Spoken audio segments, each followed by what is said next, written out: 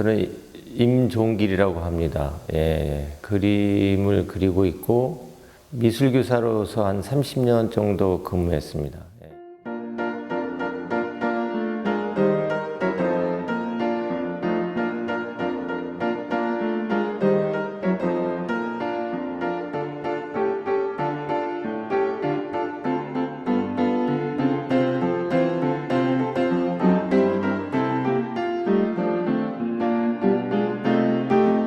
제가 다양한 활동을 좀 한 편이었는데 항상 좀 이게 밀리듯이 쫓기듯이 하면서 내 의지대로 살지 못한다는 그런 공허감 같은 게 좀 있었어요.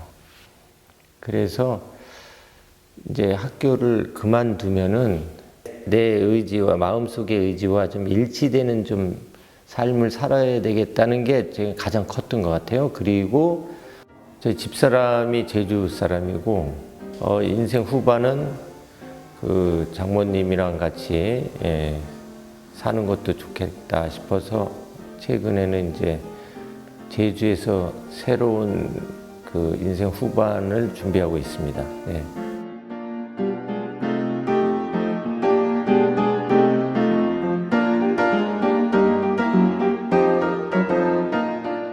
여기 수원에서 가까운 송산이라는 곳, 송산 초등학교, 송산 중학교 나왔죠. 당시에는 거기서 공부를 좀 하면은 유학처럼 인천으로 가거나 수원으로 왔죠. 근데 저는 이제 수원으로 온 케이스고, 근데 중학교 때 우리 담임 선생님이 미술 선생님이었는데, 정길이는 나중에 화가가 됐으면 좋겠어. 그런 거예요. 그래서 굉장히 실망스러웠죠. 뭐 과학자가 된 기자 뭐 이런 걸 저는 그 당시 꿈꾸고 있었는데 화가가 되라니, 그래서 굉장히 실망했던 기억이 있습니다.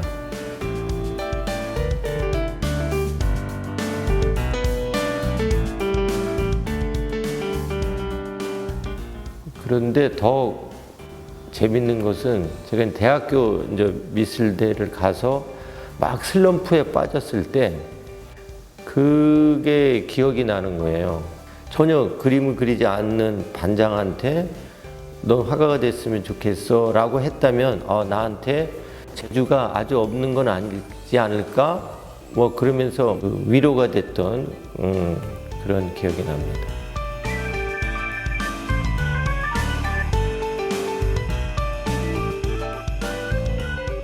제가 이제 수원고등학교를 나왔는데 이미 고등학교를 졸업한 선배들도 종종 미술실로 찾아와서 그림 지도도 해주고 빠따도 치고 했었죠.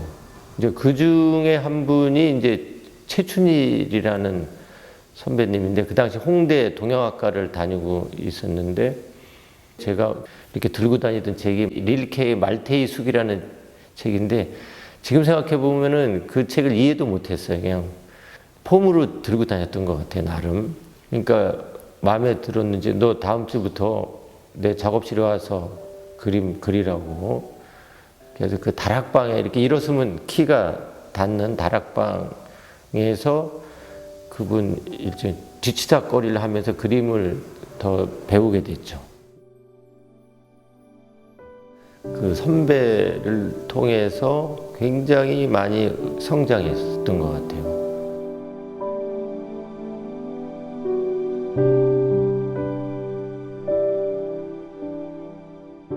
그 당시 전두환 씨가 대통령인 시절이기 때문에 뭐 학생들 고문도 하고 뭐 성고문 사건도 있었고, 그래서 그것을 가만히 이렇게 지켜보기보다는 내가 가지고 있는 그림이라는 도구로 그거를 이렇게 드러내고 여러 사람에게 알리는 게 되게 중요한 임무처럼 느껴졌죠. 그게 일종의 민중미술인데 그때 썼던 필명이 황천길이었어요. 제 이름이 임종길이기 때문에 띄어쓰기를 하면 임종길이잖아요. 그때 이제 그 닉네임을 썼던 것 같아요.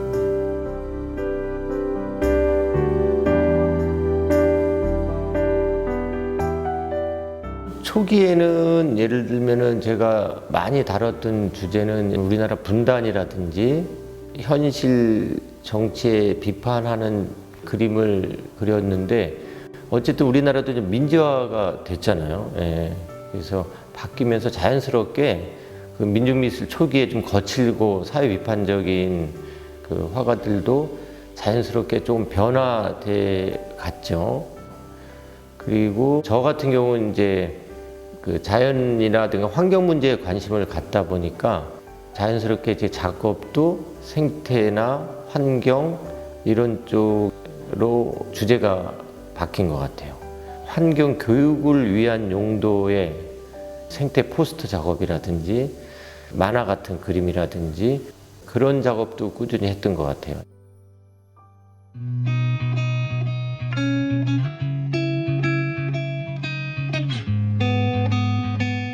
벌써 한 20년 전쯤인 것 같으네요. 예. 도토리 교실이라는 공간을 만들어서 주로 여기 지역 주민들이랑 활동했었어요. 작은 공방이기도 하고 지역 분들이 모여서 생태 관련해서 아이들하고 체험 활동도 하고 했던 공간이었거든요. 또 도토리 교실의 재미난 일 중에 하나가 일요일마다 뭐 재활용품이라든지 뭐 집에서 가꾼 농산물 이런 걸 가져와서 이제 한 100m 이상 그 썬데이 마켓이 장이 서기도 했었어요. 그 자체도 되게 재밌었고.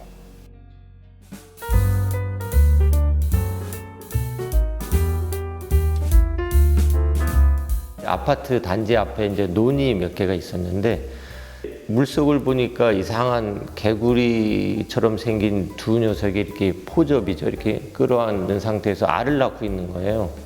근데 모내고 나서 가보니까 다 죽었어요. 그러니까 노가 없어질 정도로 흔적도 없이. 왜 그런가 봤더니 제초제 때문에 죽었죠. 그래서 이 상태로는 그 얘들을 보호할 수 없겠구나. 그래서 산 밑에 조그만 논이 하나 있어서 그 논주인을 찾아가서 계약서를 썼어요. 그냥 농사를 그대로 지시고 수확은 제가 해가겠다. 제초제 칠 필요도 없고. 그 당시 제가 도토리 교실 다음 카페가 있었는데 올렸죠, 제가. 여차저차해서 두꺼비를 살리기 위해서 논을 운영할 텐데 관심 있는 분은 펀드에 참여해달라. 그래서 모내기하고 김매기하고 나중에 이제 떡을 만들어 떡잔치하고 그 지역에 재밌는 행사가 됐죠. 그게 이제 두꺼비는 이야기고 그 카페에다가 이제 계속 제가 그런 글을 올렸는데 이제 출판사 하시는 분이 와 이거 그대로 해도 너무 얘기 스토리가 재밌어요. 그래가지고 이제 책까지 엮게 된 거죠.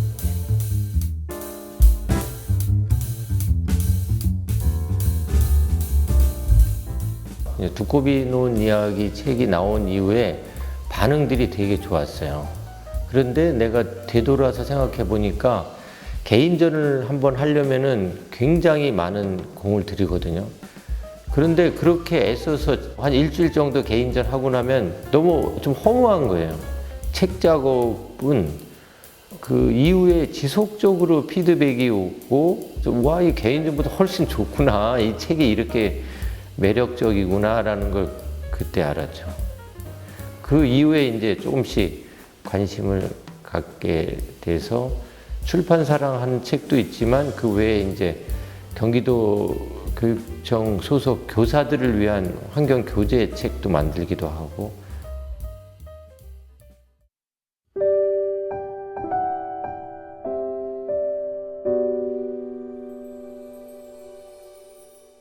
제가 어릴 때 좀 행복하지 않은 환경이었는데 그때 조금씩 위로가 됐던 게 자연이었어요. 여름날 소나게 내린 다음에 무지개 느낌, 그 다음에 뭐 이렇게 빨랫줄에 앉아있던 고추잠자리들. 제가 이제 섬으로 그 발령을 받고 나서 꽃 이름 하나하나 알아가고 그랬던 게 굉장히 즐거웠던 기억이 납니다. 아마 어릴 때 이렇게 내재되어 있던 그 자연에 대한 그 욕구 뭐 이런 게 그때 이제 발현된 게 아닌가 그런 느낌이 들어요.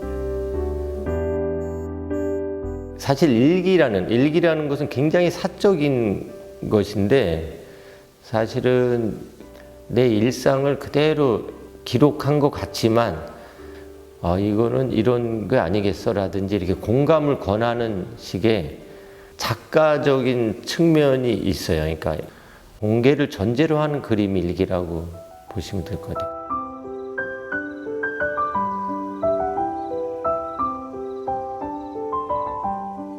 어떤 사물을 볼 때 생각을 하게 되는 것 같아요.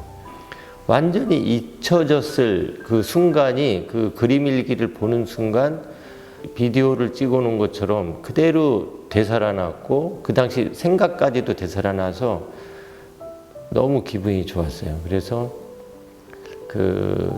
다른 사람한테도 많이 이렇게 권하고 수업을 하기도 했죠.